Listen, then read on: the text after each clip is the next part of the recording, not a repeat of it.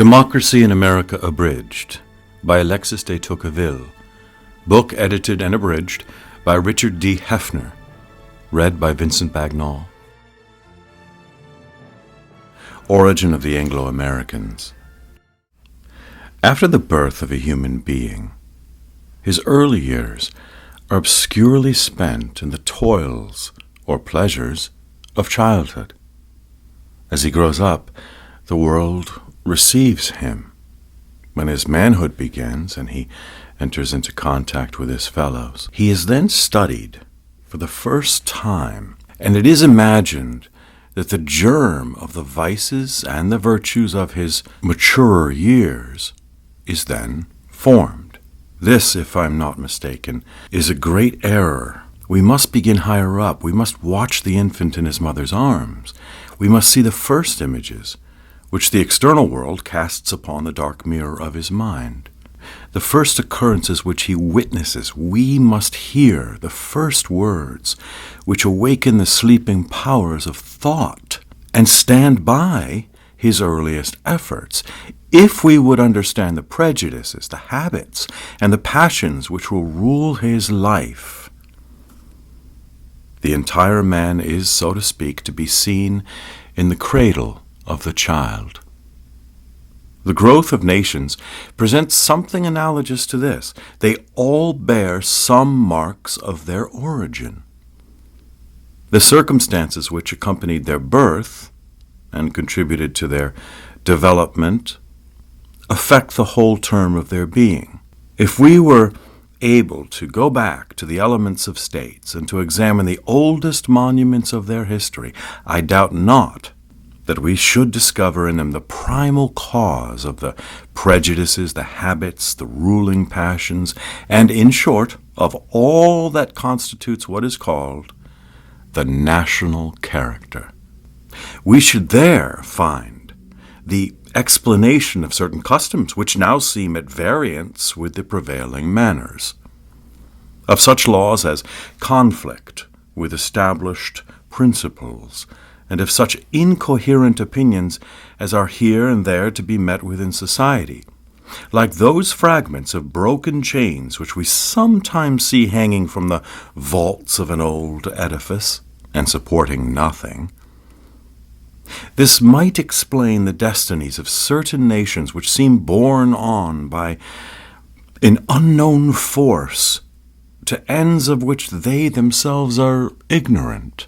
The spirit of inquiry has only come upon communities in their latter days, and when they at length contemplated their origin, time had already obscured it, or ignorance and pride adorned it with truth-concealing fables.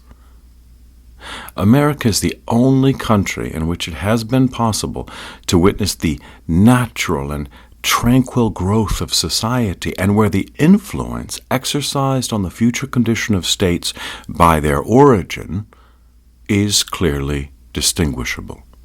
America, consequently, exhibits in the broad light of day the phenomena which the ignorance or rudeness of earlier ages conceals from our researches, near enough to the time when the states of America were founded to be accurately acquainted with their elements, and sufficiently removed from that period to judge of some of their results. The men of our own day seem destined to see further than their predecessors into the series of human events. Providence has given us a torch which our forefathers did not possess, and has allowed us to discern fundamental causes in the history of the world, which the obscurity of the past concealed from them.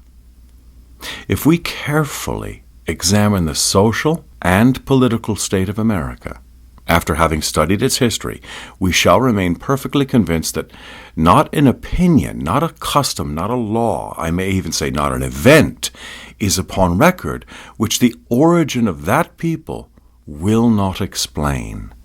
The readers of this book will find in the present chapter the germ of all that is to follow, and the key to almost the whole work. The emigrants who came at different periods to occupy the territory now covered by the American Union differed from each other in many respects. Their aim was not the same, and they governed themselves on different principles. These men had, however, certain features in common, and they were all placed in an analogous situation. The tie of language is perhaps the strongest and the most durable that can unite mankind. All the immigrants spoke the same tongue. They were all offsets from the same people, born in a country which had been agitated for centuries by the struggles of faction, and in which all parties had been obliged, in their turn, to place themselves under the protection of the laws. Their political education had been perfected in this rude school, and they were more conversant with the notions of right and the principles of true freedom than the greater part of their European contemporaries. At the period of the first emigrations, the township system, that fruitful germ of free institutions, was deeply rooted in the habits of the English, and with it the doctrine of the sovereignty of the people had been introduced into the bosom of the monarchy of the House of Tudor. Another remark, to which we shall hereafter have occasion to recur, is applicable not only to the English, but to all the Europeans who successively established themselves in the New World. All these European colonies contained the elements, if not the development, of a complete democracy. Two causes led to this result. It may be said generally that on leaving the mother country, the emigrants had in general no notion of superiority one over another. The happy and the powerful do not go into exile, and there are no surer guarantees of equality among men than poverty and misfortune. It happened, however, on several occasions that persons of rank were driven to America by political and religious quarrels. Laws were made to establish a gradation of ranks. But it was soon found that the soil of America was opposed to a territorial aristocracy. To bring that refractory land into cultivation, the constant and interested exertions of the owner himself were necessary. And when the ground was prepared, its produce was found to be insufficient to enrich a proprietor and a farmer at the same time. The land was then naturally broken up into small portions, which the proprietor cultivated for himself. Land is the basis of an aristocracy, which clings to the soil that supports it. For it is not by privileges alone, nor by birth, but by landed property handed down from generation to generation, that an aristocracy is constituted. A nation may present immense fortunes and extreme wretchedness, but unless those fortunes are territorial, there is no true aristocracy, but simply the class of the rich and that of the poor.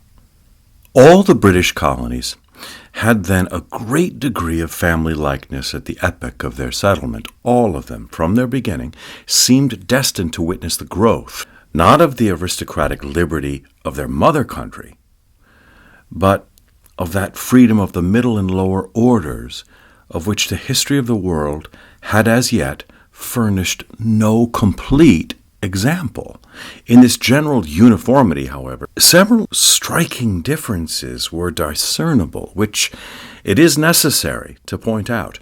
Two branches may be distinguished in the great Anglo-American family, which have hitherto grown up without entirely commingling, the one in the south, the other in the north. Virginia received the first English colony. The immigrants took possession of it in 1607, and the idea that mines of gold and silver are the sources of national wealth was at that time singularly prevalent in Europe, a fatal delusion which has done more to impoverish the European nations who adopted it and has cost more lives in America than the united influence of war and bad laws. The men sent to Virginia were seekers of gold, adventurers without resources and without character, whose turbulent and restless spirit endangered the infant colony and rendered its progress uncertain. Artisans and agriculturalists arrived afterwards, and although they were a more moral and orderly race of men, they were hardly in any respect above the level of the inferior classes in England. No lofty views, no spiritual conception presided over the foundation of these new settlements. The colony was scarcely established when slavery was introduced. This was the capital fact, which was to exercise an immense influence on the character, the laws, and the whole future of the South.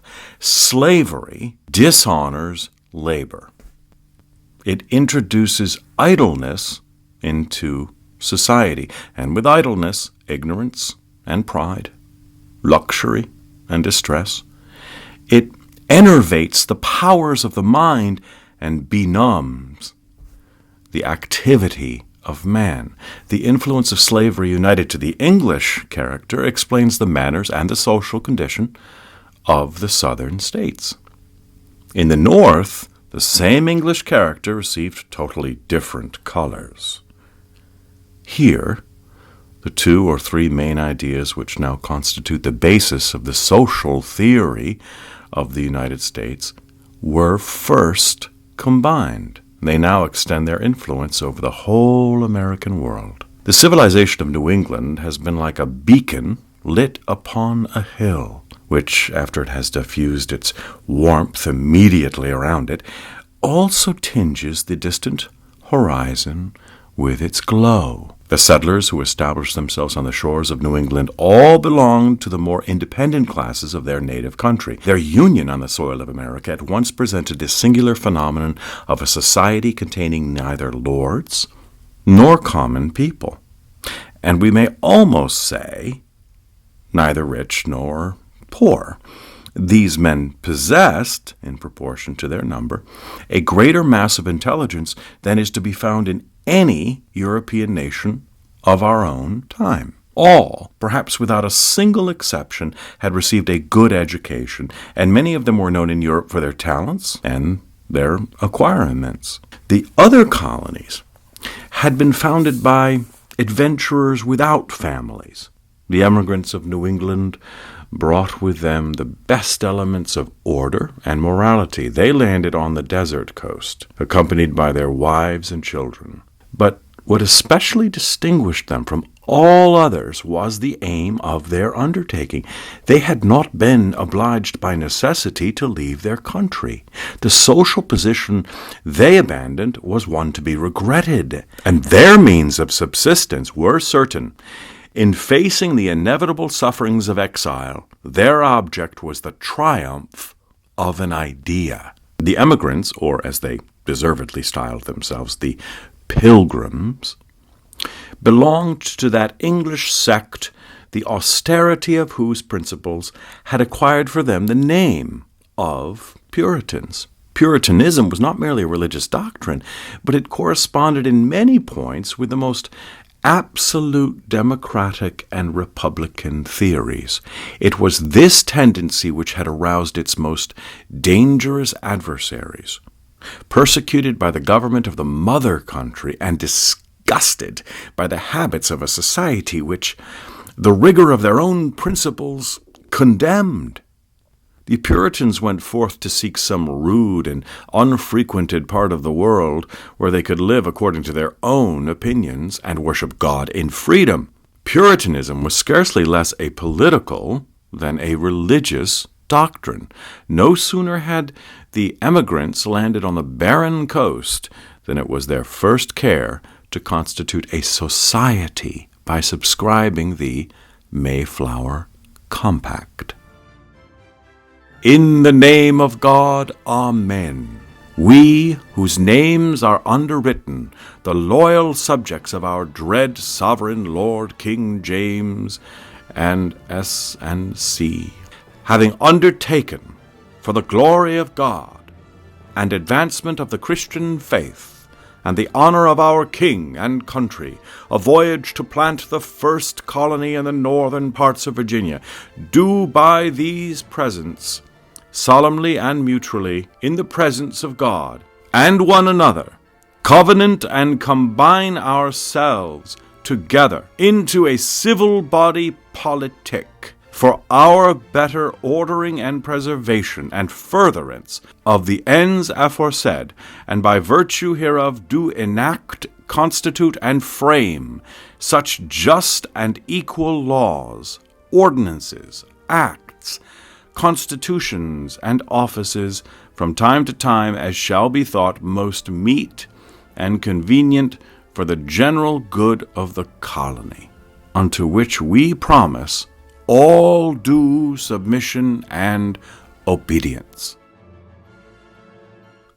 This happened in 1620, and from that time forward the emigration went on. The religious and political passions which ravaged the British Empire during the whole reign of Charles I drove fresh crowds of sectarians every year to the shores of America. In England, the stronghold of Puritanism continued to be in the middle classes, and it was from the middle classes that most of the emigrants came. The population of New England increased rapidly, and whilst the hierarchy of rank despotically classed the inhabitants of the mother country, the colony approximated more and more the novel spectacle of a community homogeneous in all its parts.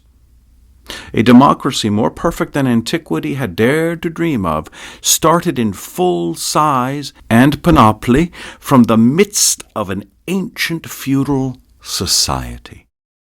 The English government was not dissatisfied with a large emigration which removed the elements of fresh discord and further revolutions. On the contrary, it did everything to encourage it and seemed to have no anxiety about the destiny of those who sought a shelter on the soil of America from the rigor of their laws. It appeared as if New England was a region given up to the dreams of fancy and the unrestrained experiments of innovators.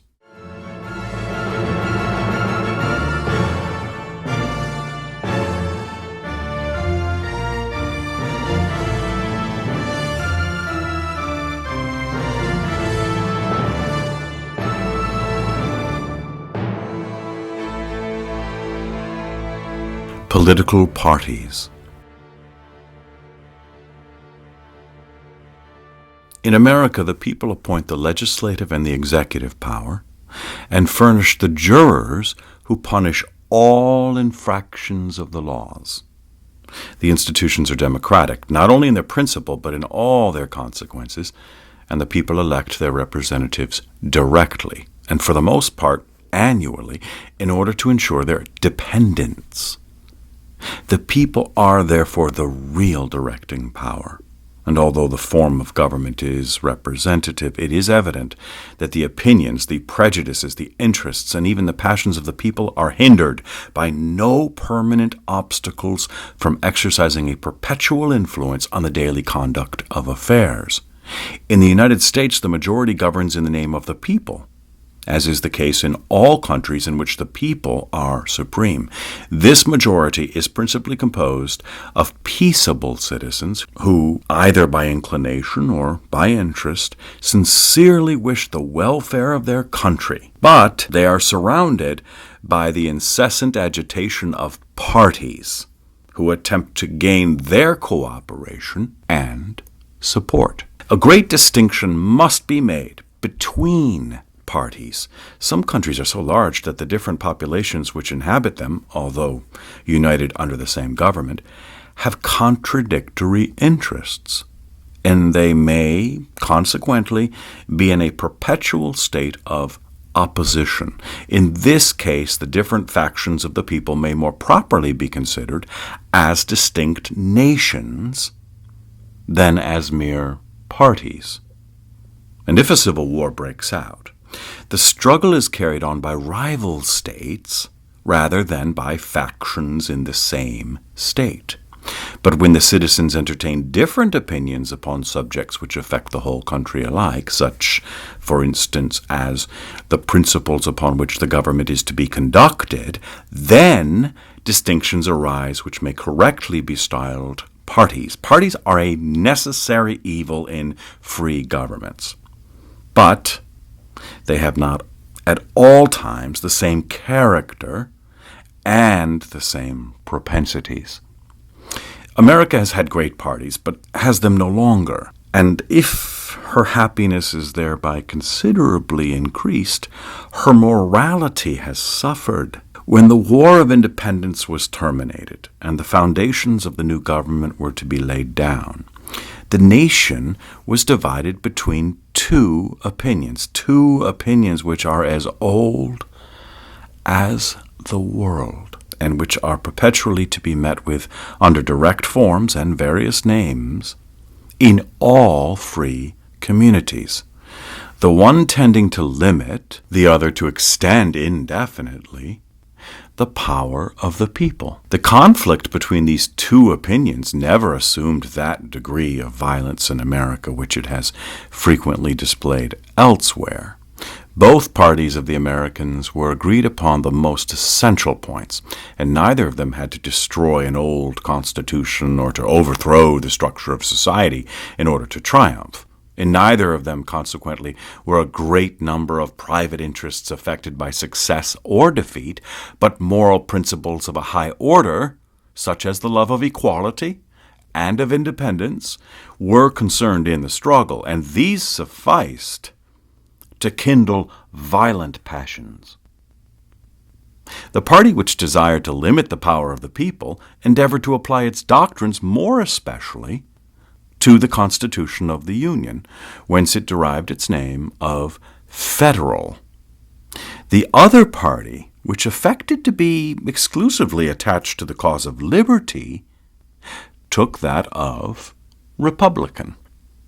America is the land of democracy, and the Federalists, therefore, were always in a minority, but they reckoned on their side almost all of the great men whom the War of Independence had produced, and their moral power was very considerable. Their cause was, moreover, favored by circumstances. The ruin of the First Confederation had impressed the people with a dread of anarchy, and the Federalists profited by this transient disposition of the multitude. For 10 or 12 years they were at the head of affairs, and they were able to apply some, though not all, of their principles, for the hostile current was becoming, from day to day, too violent to be checked. In 1802, the Republicans got possession of the government. Thomas Jefferson was elected president, and he increased the influence of their party by the weight of his great name, the brilliancy of his talents, and his immense popularity. The means by which the Federalists had maintained their position was artificial, and their resources were temporary. It was by the virtues of the talents of their leaders, as well as by fortunate circumstances, that they had risen to power. When the Republicans attained that station in their turn, their opponents were overwhelmed by utter defeat. An immense majority declared itself against the retiring party, and the Federalists found themselves in so small a minority that they at once despaired of future success. From that moment, the Republican or Democratic Party has proceeded from conquest to conquest until it has acquired absolute supremacy in the country. The Federalists, perceiving that they were vanquished without resource and isolated in the midst of the nation, fell into two divisions, of which one joined the victorious Republicans and the other laid down their banners and changed their name. Many years have elapsed since they wholly ceased to exist as a party. The accession of the Federalists to power was, in my opinion, one of the most fortunate incidents which accompanied the formation of the great American Union. They resisted the inevitable propensities of their country and their age. But whether their theories were good or bad, they had the fault of being inapplicable as a whole to the society which they wished to govern, and that which occurred under the auspices of Jefferson must therefore have taken place sooner or later, but their government at least gave the new republic time to acquire a certain stability, and afterwards to support without inconvenience the rapid growth of the very doctrines which they had combated. A considerable number of their principles, moreover, were embodied at last in the political creed of their opponents. And the federal constitution which subsists at the present day is a lasting monument of their patriotism and their wisdom. Great political parties, then, are not to be met with in the United States at the present time. In the absence of great parties, the United States swarm with lesser controversies, and public opinion is divided into 1,000 minute shades of difference upon questions of detail. The pains which are taken to create parties are inconceivable, and at the present day it is no easy task. In the United States, there is no religious animosity because all religion is respected, and no sect is predominant. There is no jealousy of rank because the people are everything, and none can contest their authority. Lastly, there is no public misery to serve as a means of agitation because the physical position of the country opens so wide a field to industry that man only needs to be let alone to be able to accomplish prodigies. Nevertheless, ambitious men will succeed in creating parties, since it is difficult to eject a person from authority upon the mere ground that his place is coveted by others. All the skill of the actors in the political world lies in the art of creating parties. A political aspirant in the United States begins by discerning his own interest and discovering those other interests which may be collected around and amalgamated with it. He then contrives to find out some doctrine or principle which may suit the purposes of this new association, and which he adopts in order to bring forward his party and secure its popularity, such as the imprimatur of the king was in former days printed upon the title page of a volume, and was thus incorporated with a book to which it in no wise belonged. This being done, the new party is ushered into the political world. All the domestic controversies of the Americans, at first, appear to a stranger to be incomprehensible or puerile, and he is at a loss whether to pity a people who take such errant trifles in good earnest, or to envy that happiness which enables a community to discuss them. But when he comes to study the secret propensities which govern the factions of America, he easily perceives that the greater part of them are more or less connected with one or the other of those two great divisions which have always existed in free communities. The deeper we penetrate into the inmost thought of these parties, the more do we perceive that the object of the one is to limit, and that of the other to extend, the authority of the people. I do not assert that the ostensible purpose or even that the secret aim of American parties is to promote the rule of aristocracy or democracy in the country. But I affirm that aristocratic or democratic passions may easily be detected at the bottom of all parties, and that although they escape a superficial observation, they are the main point and soul of every faction in the United States. It sometimes happens in a people amongst whom various opinions prevail that the balance of parties is lost, and one of them obtains an irresistible preponderance, overpowers all obstacles, annihilates its opponents, and appropriates all the resources of society to its own use. The vanquished despair of success, hide their heads, and are silent. The nation seems to be governed by a single principle. Universal stillness prevails, and the prevailing party assumes the credit of having restored peace and unanimity to the country. But under this apparent unanimity still exist profound differences of opinion and real opposition. This is what occurred in America when the Democratic Party got the upper hand It took exclusive possession of the conduct of affairs, and from that time the laws and the customs of society have been adapted to its caprices. At the present day, the more affluent classes of society have no influence in political affairs, and wealth, far from conferring a right, is rather a cause of unpopularity than a means of attaining power. The rich abandon the lists through unwillingness to contend and frequently to control in vain against the poorer classes of their fellow citizens. As they cannot occupy in public a position equivalent to what they hold in private life, they abandon the former and give themselves up to the latter. And they constitute a private society in the state, which has its own tastes and pleasures. They submit to the state of things as an irredeemable evil. But they are careful not to show that they are galled by its continuance. One often hears them laud the advantages of a republican government and democratic institutions when they are in public. Next to hating their enemies, men are most inclined to flatter them. But beneath this artificial enthusiasm and these obsequious attentions to the preponderating power, it is easy to perceive that the rich have a hearty dislike of the democratic institutions of their country. The people form a power which they at once fear and despise.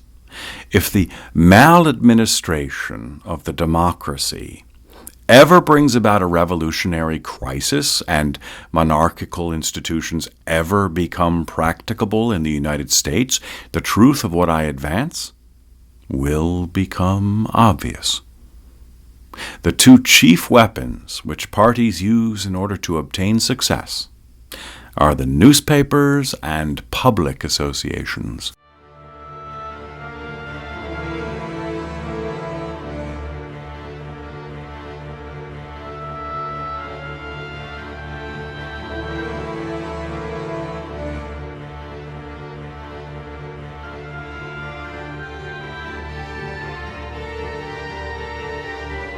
Liberty of the press in the United States.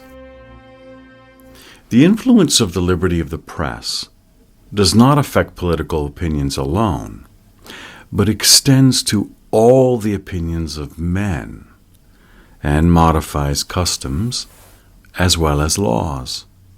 I confess that I do not entertain that firm and complete attachment to the liberty of the press which is wont to be excited by things that are supremely good in their very nature. I approve of it from a consideration more of the evils it prevents than of the advantages it ensures. If anyone could point out an immediate and yet a tenable position between the complete independence and the entire servitude of opinion, I should perhaps be inclined to adopt it, but the difficulty is to discover this intermediate position. Intending to correct the licentiousness of the press and to restore the use of orderly language, you first try the offender by a jury, but if the jury acquits him, the opinion which was that of a single individual becomes the opinion of the whole country. Too much and too little has therefore been done. Go farther, then. You bring the delinquent before permanent magistrates, but even here the cause must be heard before it can be decided, and the very principles which no book would have ventured to avow are blazoned forth in the pleadings, and what was obscurely hinted at in a single composition is thus repeated in a multitude of other publications. The language is only the expression, and if I may so speak, the body of the thought. But it is not the thought itself. Tribunals may condemn the body, but the sense, the spirit of the work, is too subtle for their authority. Too much has still been done to recede, too little to attain your end. You must go still farther. Establish a censorship of the press, but the tongue of the public speaker will still make itself heard, and your purpose is not yet accomplished. You have only increased the mischief. Thought is not, like physical strength, dependent upon the number of its agents, nor can authors be counted like the troops which compose an army. On the contrary, the authority of a principle is often increased by the small number of men by whom it is expressed. The words of one strong-minded man addressed to the passions of a listening assembly have more power than the vociferations of 1,000 orators. And if it be allowed to speak freely in any one public space, the consequence is the same as if free speaking was allowed in every village. The liberty of speech must therefore be destroyed, as well as the liberty of the press. And now you have succeeded. Everybody is reduced to silence. But your object was to repress the abuses of liberty, and you are brought to the feet of a despot. You have been led from the extreme of independence to the extreme of servitude, without finding a single tenable position on the way at which you could stop. The small influence of the American journals is attributable to several reasons, amongst which are the following. The liberty of writing, like all other liberty, is most formidable when it is a novelty for a people who have never been accustomed to hear state affairs discussed before them, place implicit confidence in the first tribune who presents himself. The Anglo-Americans have enjoyed this liberty ever since the foundation of the colonies. Moreover, the press cannot create human passions, however skillfully it may kindle them where they exist. In America, political life is active, varied, even agitated, but is rarely affected by those deep passions which are excited only when material interests are impaired. And in the United States, these interests are prosperous. A glance at a French and an American newspaper is sufficient to show the difference which exists in the respect between the two nations.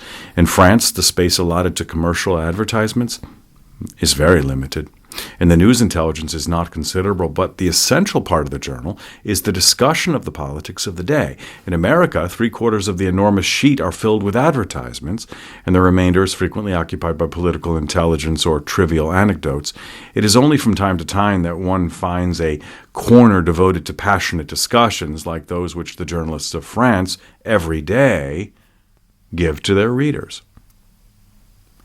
It has been demonstrated by observation and discovered by the sure instinct even of the pettiest despots that the influence of a power is increased in proportion as its direction is centralized. In France, the press combines a twofold centralization. Almost all its power is centered in the same spot, and so to speak in the same hands, for its origins are far from numerous. The influence of a public press thus constituted upon a skeptical nation must be almost unbounded.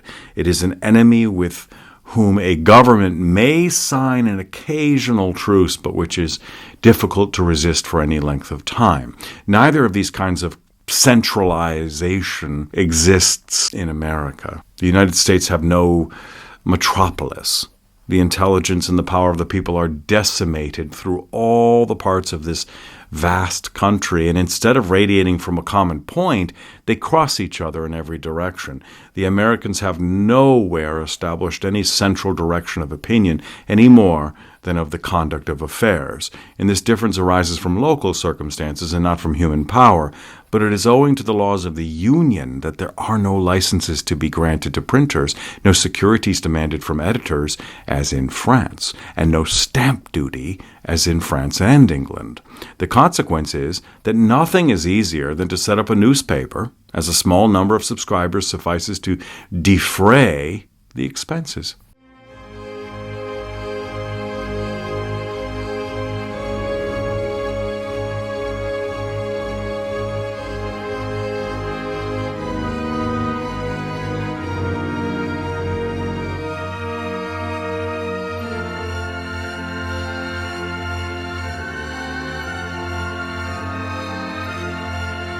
The influence of democracy upon the action of intellect in the United States. Philosophical method of the Americans. I think that in no country in the civilized world is less attention paid to philosophy than in the United States. The Americans have no philosophical school of their own, and they care but little for all the schools into which Europe is divided, the very names of which are scarcely known to them. Yet it is easy to perceive that almost all the inhabitants of the United States conduct their understanding in the same manner, and govern it by the same rules, that is to say, without ever having taken the trouble to define the rules. They have a philosophical method common to the whole people.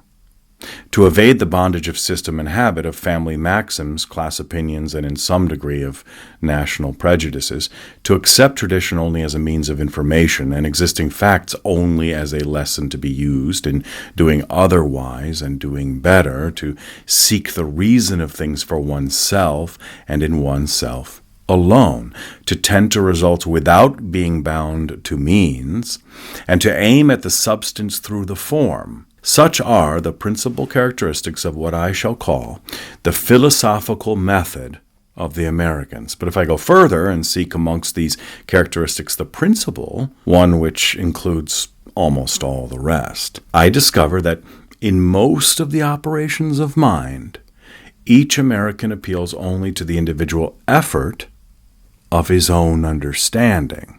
In the midst of the continual movement which agitates a democratic community, the tie which unites one generation to another is relaxed or broken. Every man there readily loses all trace of the ideas of his forefathers, or takes no care about them. Men living in this state of society cannot derive their belief from the opinions of the class to which they belong, for, so to speak, there are no longer any classes, or those which still exist are composed of such mobile elements that the body can never exercise any real control over its members. As to the influence which the intellect of one man may have on that of another, it must necessarily be very limited in a country where the citizens, placed on an equal footing, are all closely seen by each other, and where, as no signs of incontestable greatness or superiority are perceived in any one of them, they are constantly brought back to their own reason as the most obvious and proximate source of truth. It is not only confidence in this or that man which is destroyed, but the disposition for trusting the authority of any man whatsoever. Everyone shuts himself up in his own breast and affects from that point to judge the world. The practice which obtains amongst the Americans of fixing the standard of their judgment in themselves alone leads them to other habits of mind. As they perceive that they succeed in resolving without assistance all the little difficulties which their practical life presents, they readily conclude that everything in the world may be explained and that nothing in it transcends the limits of the understanding. Thus they fall to denying what they cannot comprehend, which leaves them but little faith for whatever is extraordinary, and an almost insurmountable distaste for whatever is supernatural. As it is on their own testimony that they are accustomed to rely, they like to discern the object which engages their attention with extreme clearness. They therefore strip off as much as possible all that covers it. They rid themselves of whatever separates them from it. They remove whatever conceals it from sight in order to view it more closely and in the broad light of day. This position of mind soon leads them to contemn forms which they regard as useless and inconvenient veils placed between them and the truth. The Americans then have not required to extract their philosophical method from books. They have found it in themselves. The same thing may be remarked in what has taken place in Europe. This same method has only been established and made popular in Europe in proportion as the condition of society has become more equal and men have grown more like each other. It must never be forgotten that religion gave birth to Anglo-American society. In the United States, religion is therefore mingled with all the habits of the nation and all the feelings of patriotism, whence it derives a peculiar force. To this reason, another of no less power may be added. In America, religion has, as it were, laid down its own limits. Religious institutions have remained wholly distinct from political institutions, so that former laws have been easily changed, whilst former belief has remained unshaken. Christianity has therefore retained a strong hold on the public mind in America, and I would more particularly remark that its sway is not only that of a philosophical doctrine which has been adopted upon inquiry, but of a religion which is believed without discussion. In the United States, Christian sects are infinitely diversified and perpetually modified, but Christianity itself is an established and irresistible fact which no one undertakes either to attack or defend. The Americans, having admitted the principal doctrines of the Christian religion without inquiry, are obliged to accept in like manner a great number of moral truths originating in it and connected with it. Hence, the activity of individual analysis is restrained within narrow limits, and many of the most important of human opinions are removed from its influence. The second circumstance to which I have alluded is that the social condition and the constitution of the Americans are democratic, but they have not had a democratic revolution. They arrived upon the soil they occupy in nearly the condition in which we see them at the present day, and this is of considerable importance. There are no revolutions which do not shake existing belief, enervate authority, and throw doubts over commonly received ideas. The effect of all revolution is therefore more or less to surrender men to their own guidance and to open to the mind of every man a void and almost unlimited range of speculation. When equality of conditions succeeds a protracted conflict between the different classes of which the elder society was composed, envy, hatred, and uncharitableness, pride, and exaggerated self-confidence seize upon the human heart and plant their sway in it for a time.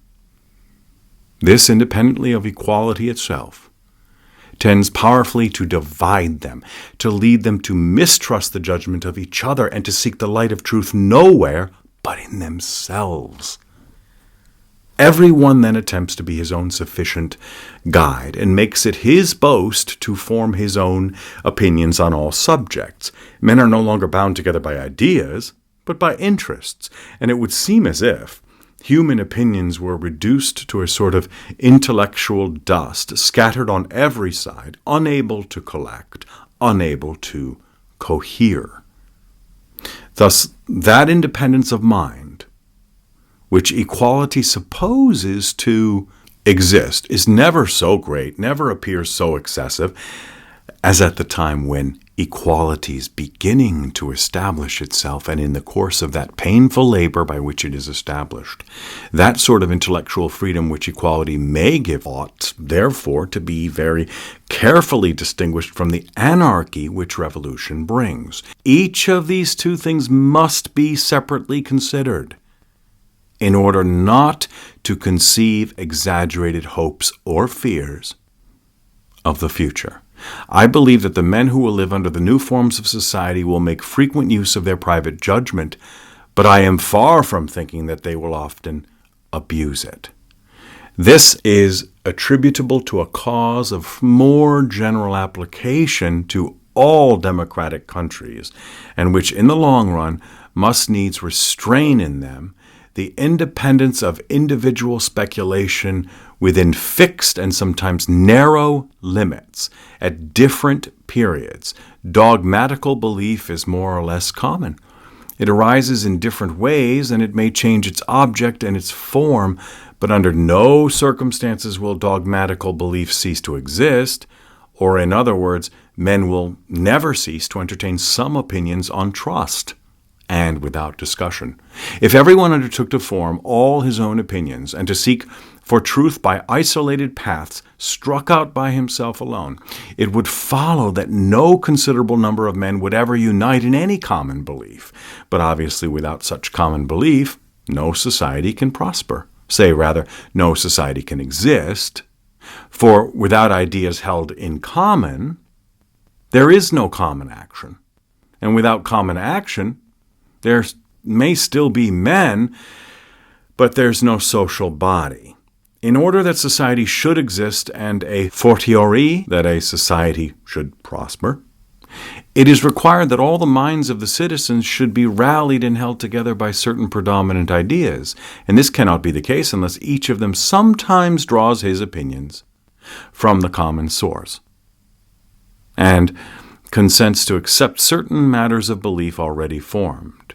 If I now consider man in his isolated capacity, I find that dogmatical belief is not less indispensable to him in order to live alone than it is to enable him to cooperate with his fellows. If man were forced to demonstrate for himself all the truths of which he makes daily use, his task would never end. He would exhaust his strength in preparatory demonstrations without ever advancing beyond them, as from the shortness of his life, he has not the time, nor from the limits of his intelligence the capacity to accomplish this. He's reduced to take upon trust a number of facts and opinions which he has not had either the time or the power to verify for himself, but which men of greater ability have sought out, or which the world adopts.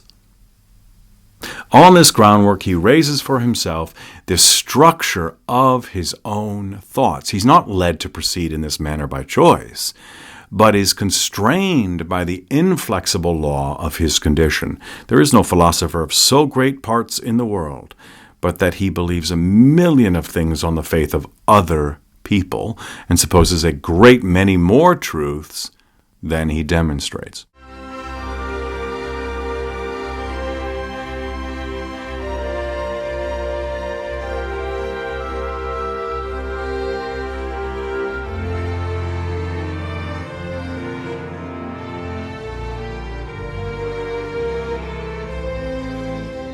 Influence of democracy on the feelings of the Americans. Why democratic nations show a more ardent and enduring love of equality than of liberty. The first and most intense passion which is produced by equality of condition is, I need hardly say, the love of that equality. My readers will therefore not be surprised that I speak of this feeling before all others. Everybody has remarked that in our time, and especially in France, this passion for equality is every day gaining ground in the human heart. It has been said 100 times that our contemporaries are far more ardently and tenaciously attached to equality than to freedom. But as I do not find that the causes of the fact have been sufficiently analyzed, I shall endeavor to point them out. It is possible to imagine an extreme point at which freedom and equality would meet and be confounded together. Let us suppose that all the people take a part in the government, and that each one of them has an equal right to take part in it. As no one is different from his fellows, none can exercise a tyrannical power. Men will be perfectly free because they are all entirely equal.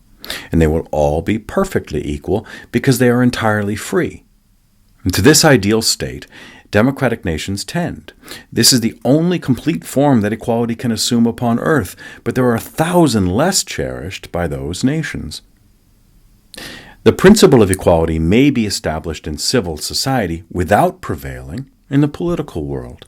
Equal rights may exist of indulging in the same pleasures, of entering the same professions, of frequenting the same places, in a word, of living in the same manner and seeking wealth by the same means, although all men do not take an equal share in the government. A kind of equality may even be established in the political world, though there should be no political freedom there.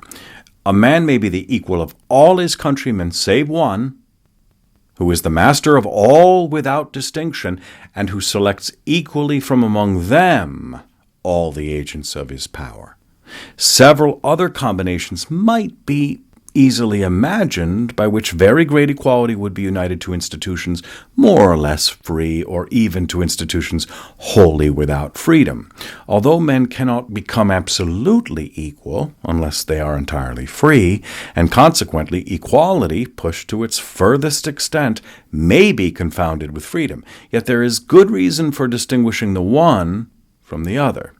The taste which men have for liberty and that which they feel for equality are in fact two different things, and I am not afraid to add that amongst democratic nations they are two unequal things.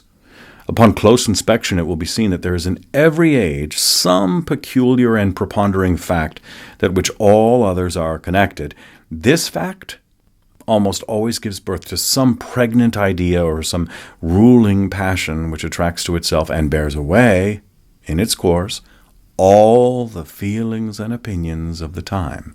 It is like a great stream towards which each of the neighboring rivulets seems to flow. Freedom has appeared in the world at different times and under various forms. It has not been exclusively bound to any social condition, and it is not confined to democracies. Freedom cannot, therefore, form the distinguishing characteristic of democratic ages. The peculiar and preponderating fact which marks those ages as its own is the equality of condition. The ruling passion of men in those periods is the love of this equality. Ask not what singular charm the men of democratic ages find in being equal, or what special reasons they may have for clinging so tenaciously to equality rather than to the other advantages which society holds out to them. Equality is the distinguishing characteristic of the age they live in. That, of itself, is enough to explain that they prefer it to all the rest. But independently of this reason, there are several others which will at all times habitually lead men to prefer equality to freedom. If a people could ever succeed in destroying or even in diminishing the equality which prevails in its own body, they could do so only by long and laborious efforts. Their social condition must be modified, their laws abolished, their opinions superseded, their habits changed, their manners corrupted. But political liberty is more easily lost. To neglect to hold it fast is to allow it to escape. Men therefore cling to equality not only because it is dear to them, but they also adhere to it because they think it will last forever. That political freedom may compromise in its excesses the tranquility, the property, the lives of individuals is obvious even to narrow and unthinkable minds.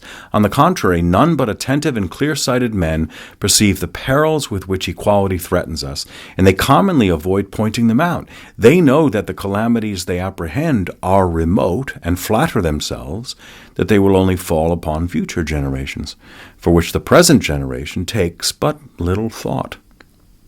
The evils which freedom sometimes brings with it are immediate, they are apparent to all, and all are more or less affected by them. The evils which extreme equality may produce are slowly disclosed. They creep gradually into the social frame. They are seen only at intervals, and at the moment of which they become most violent, habit already causes them to be no longer felt. The advantages which freedom brings are only shown by the lapse of time, and it is always easy to mistake the cause in which they originate. The advantages of equality are immediate, and they may always be traced from their source. Political liberty bestows exalted pleasures from time to time upon a certain number of citizens. Equality every day confers a number of small enjoyments on every man. The charms of equality are every instant felt and are within the reach of all. The noblest hearts are not insensible to them, and the most vulgar souls exult in them. The passion which equality creates must therefore be at once strong and general. Men cannot enjoy political liberty unpurchased by some sacrifices, and they never obtain it without great exertions. But the pleasures of equality are self-proffered. Each of the petty incidents of life seems to occasion them, and in order to taste them, nothing is required but to live.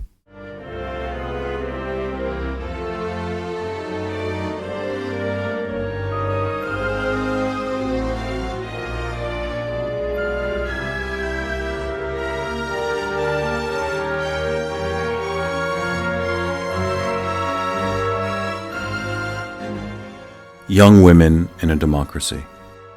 No free communities ever existed without morals. Morals are the work of women. Consequently, whatever affects the condition of women, their habits and their opinions, has great political importance in my eyes. Amongst almost all Protestant nations, young women are far more the mistresses of their own actions than they are in Catholic countries. This independence is still greater in Protestant countries like England, which have retained or acquired the right of self-government. Freedom is then infused into the domestic circle by political habits and by religious opinions. In the United States, the doctrines of Protestantism are combined with great political liberty and a most democratic state of society, and nowhere are young women surrendered so early or so completely to their own guidance. Long before an American girl arrives at the marriageable age, her emancipation from maternal control begins. She has scarcely ceased to be a child when she already thinks for herself, speaks with freedom, and acts on her own impulse. The great scene of the world is constantly open to her view. Far from seeking to conceal it from her, it is every day disclosed more completely, and she is taught to survey it with a firm and calm gaze. Thus the vices and dangers of society are early revealed to her as she sees them clearly. She views them without illusion and braves them without fear, for she is full of reliance on her own strength, and her confidence seems to be shared by all around her. An American girl scarcely ever displays that virginal softness in the midst of young desires, or that innocent and ingenuous grace which usually attend the European women in the transition from girlhood to youth. It is rare that an American woman at any age displays childish timidity or ignorance. Like the young women of Europe, she seeks to please, but she knows precisely the cost of pleasing.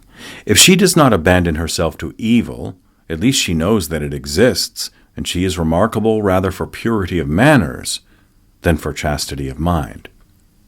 I have been frequently surprised and almost frightened at the happy boldness with which young women in America contrive to manage their thoughts and their language amidst all the difficulties of free conversation. A philosopher would have stumbled at every step along the narrow path which they trod without accident and without effort.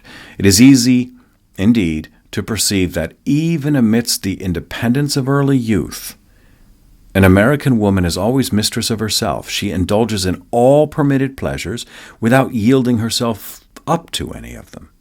And her reason never allows the reins of self-guidance to drop, though it often seems to hold them loosely. In France, where traditions of every age are still so strangely mingled in the opinions and tastes of the people, women commonly receive a reserved, retired, and almost conventual education as they did in aristocratic times, and then they are suddenly abandoned, without a guide and without assistance, in the midst of all the irregularities inseparable from democratic society.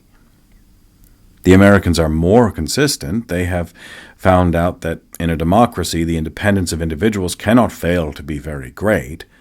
Youth premature, tastes ill-restrained, customs fleeting, public opinion often unsettled and powerless, paternal authority weak, and marital authority contested.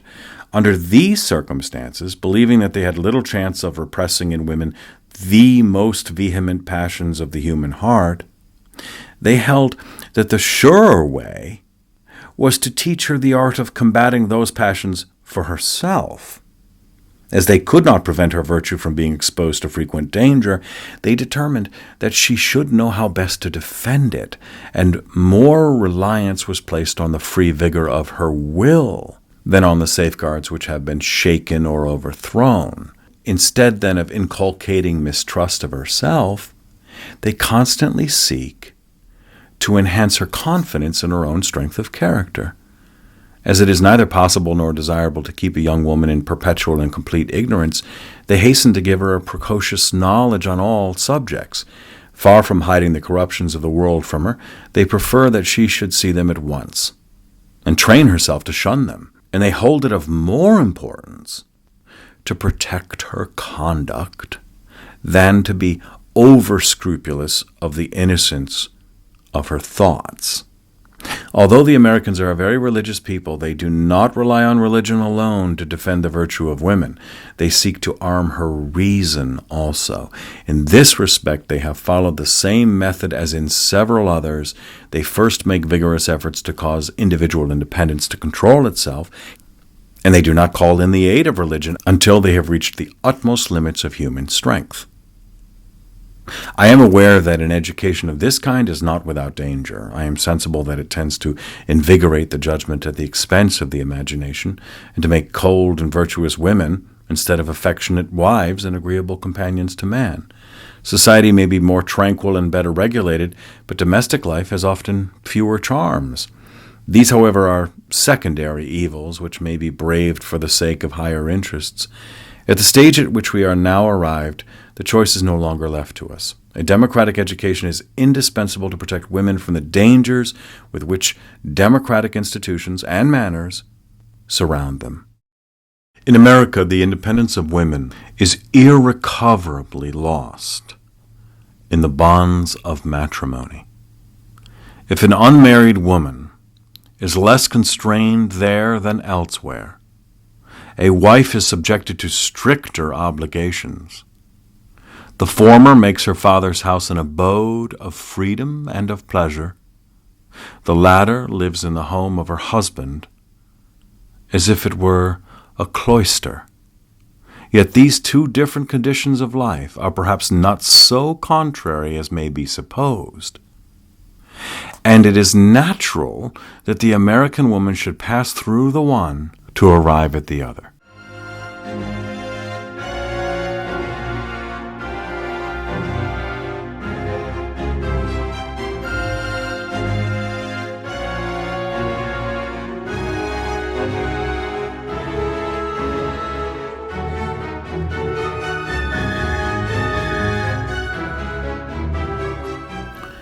What sort of despotism democratic nations have to fear? I had remarked during my stay in the United States that a democratic state of society, similar to that of the Americans, might offer singular facilities for the establishment of despotism. And I perceived, upon my return to Europe, how much use had already been made by most of our rulers of the notions, the sentiments, and the wants created by this same social condition for the purpose of extending the circle of their power. And this led me to think that the nations of Christendom would perhaps eventually undergo some oppression like that which hung over several of the nations of the ancient world. A more accurate examination of the subject and 5 years of further meditation have not diminished my fears, but have changed the object of them. No sovereign ever lived in former ages so absolute or so powerful as to undertake to administer by his own agency, and without the assistance of intermediate powers, all the parts of a great empire. None ever attempted to subject all his subjects indiscriminately to strict uniformity of regulation, and personally to tutor and direct every member of the community. The notion of such an undertaking never occurred to the human mind, and if any man had conceived it, the want of information, the imperfection of the administrative system, and above all, the natural obstacles caused by the inequality of conditions, would speedily have checked the execution of so vast a design. When the Roman emperors were at the height of their power, the different nations of the empire still preserved manners and customs of great diversity, although they were subject to the same monarch. Most of the provinces were separately administered. They abounded in powerful and active municipalities, and although the whole government of the empire was centered in the hands of the emperor alone, and he always remained in case of need, the supreme arbiter in all matters, yet the details of social life and private occupations lay, for the most part, beyond his control. The emperors possessed, it is true, an immense and unchecked power, which allowed them to gratify all their whimsical tastes, and to employ for that purpose the whole strength of the state. They frequently abused that power arbitrarily to deprive their subjects of property or of life. Their tyranny was extremely onerous to the few, but it did not reach the many. It was fixed to some few main objects and neglected the rest. It was violent, but its range was limited. It would seem that if despotism were to be established amongst the democratic nations of our days, it might assume a different character. It would be more extensive and more mild. It would degrade men without tormenting them.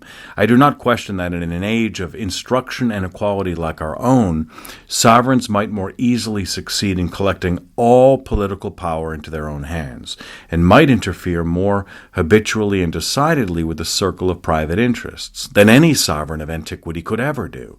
But this same principle of equality, which facilitates despotism, tempers its rigor. We have seen how the manners of society become more humane and gentle in proportion as men become more equal and alike. When no member of the community has much power or much wealth, tyranny is, as it were, without opportunities and a field of action. As all fortunes are scanty, the passions of men are naturally circumscribed. Their imagination moderates the sovereign himself and checks within certain limits the inordinate stretch of his desires. That nations are never their own masters here below, and that they necessarily obey some insurmountable and unintelligent power arising from anterior events, from their race or from the soil and climate of their country. Such principles can never produce aught but feeble men and pusillanimous nations.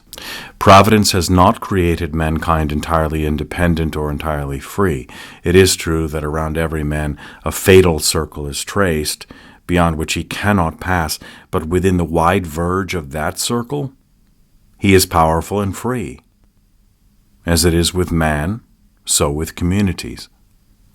The nations of our time cannot prevent the conditions of men from becoming equal, but it depends upon themselves whether the principle of equality is to lead them to servitude or freedom, to knowledge or barbarism, to prosperity or wretchedness.